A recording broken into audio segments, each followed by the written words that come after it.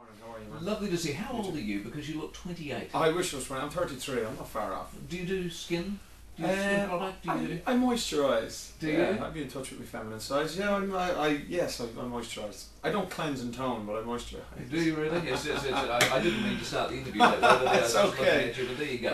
Has it been a remarkable thing what has happened to you? One day you're a boy's own a boy band member, and then suddenly it's Australia. It's a new television program. Do you know what I mean? Your whole life seems to have changed. It really dramatically has. You know, firstly to move to the other side of the world for 3 months. And my family being back home in Ireland, that was a bit of a shock.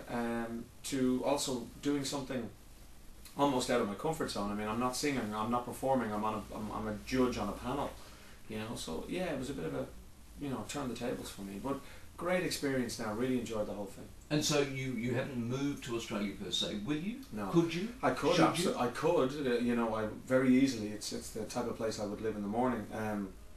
But my family, as I say, are back in Europe, so yeah.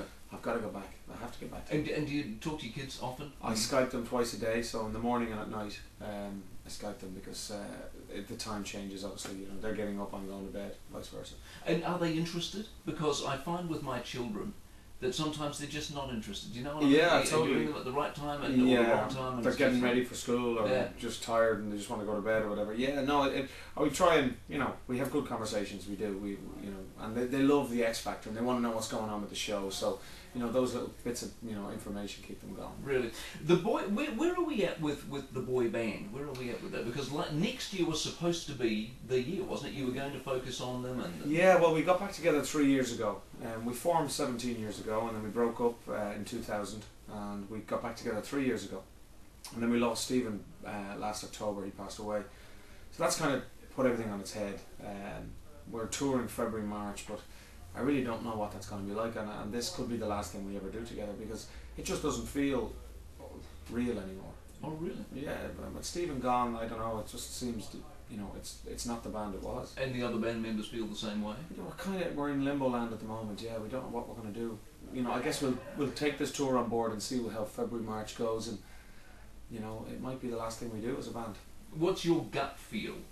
It just feels different now. It feels wrong. It's not Boyzone anymore without Stephen. So, you know, we just seem to be kind of always slipping back. Like the last, we brought an album out earlier this year. Yeah. And it was, you know, very successful. It was #1 for 4 weeks and unbelievable. We didn't expect that.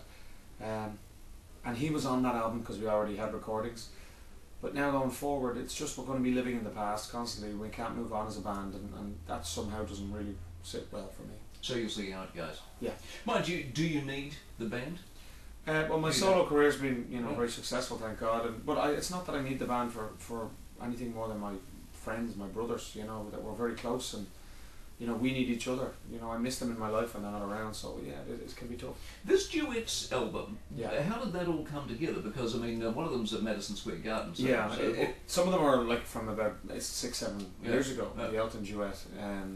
And you know, the Cat Stevens track is probably about 5 years ago. Do you call him Cat? Do you? And everyone else calls him Yusuf? Yusuf, yeah. I mean, it is. I call him Yusuf, but people are wondering, what are you talking about when you say Yusuf? So I just make it easy for everybody. Cat. He's a legend. I mean, that was 4 or 5 years ago. Getting the chance to work with him was. Is that freaky? It was a bit because I mean, Tea for the Tillerman was one of my favorite, all-time favorite albums growing up, and he's one of my musical heroes and remains to be today. But. You know, he went into retirement the year I was born, you know, in 1977. So, you know, to take him out of it, you know, he came out of retirement to work with me, which was incredible. I mean, what an honour. Yeah. I convinced him to come to the studio to do backing vocals on Father and Son. Before I knew it, he was singing verses. So, I mean, it was ridiculous. That's how it's seemingly so often the case that these people are actually normal, and once you get them in a studio, in an environment, they're happy to play, they're happy to sing, they're just regular people, they love their music. Oh, Yusuf's an incredible man, and he's the most gentle, brilliant person, and what an artist. And now he's back on the scene, which is great. Exactly. He's recording again, and he's written a musical for the West End, and he's very active again. And of course Elton John. Elton, brilliant. I mean, what an honour. You know, what an honour. Because he's one of the greats. And so, how did the local versions, if you like? Just people I liked locally. You know, from New Zealand to Australia. Hayley, I know quite well back in the UK. She had she's done very well there. The Adiz Boys, I contacted the record company here and asked them to send me some artists. You know, that they thought might be a good idea for me to record with. So I heard these lads and I just loved their voices. And so away you went. You made an interesting comment about Guy Sebastian the other day with the, what do they call them in Australia, the Arias, the Arias, the awards. And I thought it was interesting, you defended him, he didn't win awards, and you thought that just... Well, it's wrong, it's just typical of the music industry globally, you know. You go to these awards and they give it to the people that, you know, is credible for the award rather than the actual people that deserve it, who sell more records than the other people, you know, and are more popular. Yeah. So it's always a bit of a joke that, you know, it happens you know, globally. I've seen it in Ireland, England, you know, America, and it's a shame. It's a terrible shame. Did you go through that yourself, being manufactured, if you were like? Yeah, absolutely. Yeah, you get a hard time for it. But you know, when you get over the fact that you're never going to be a credible artist, then you're all right. You can't possibly claim you're not a credible artist. No, but I'm okay with it. You know, Oasis and Radiohead are credible acts. I'm not credible, and I don't want to be. But you crave respect, and when you get that, then it's okay. You're telling me you're not a credible artist. Well, it's you know, I don't fight for that credibility, that kind of, you know, cool, credible artist. It's not. That when I was 17, 18, I did because I didn't understand. That's not who I am, and I don't have any problems with that. But what I did look for was respect, and they're two different things. Okay. But they equally measure, you know, against each other, and respect in the industry is far greater than credibility, I feel. Because time fixes those problems. I mean, if you're a 6-month wonder, you know, that's one thing. But I mean, after the years and after the back catalogue and stuff, you can stand on your own. Yeah, absolutely, and I do get that respect now. Elton John doesn't sing with just anybody. No, definitely not. Definitely, you know, I was lucky to work with some brilliant people along the way, from, you know, Pavarotti to Elton. It's been a hell of a journey. Yeah. Does Ireland, by the way, feel ill at the moment, given all its... It's tough. It's tough at home. You know, it's grim. The banks are in trouble. The country's in trouble. House prices are, you know, rock bottom.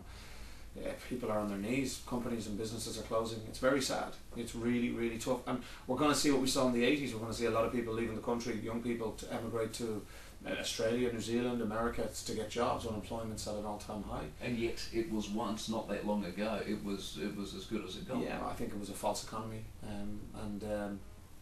you know, brought on by the government and the banks. What they did to the country. Yeah. But we did see a golden age, I think. Yeah, definitely. Amazing. You've dedicated this album to your wife. Yes. And your difficulties and issues and all of that. But I don't want to dwell on that. Apart from to ask, what's it like dealing with something like that publicly?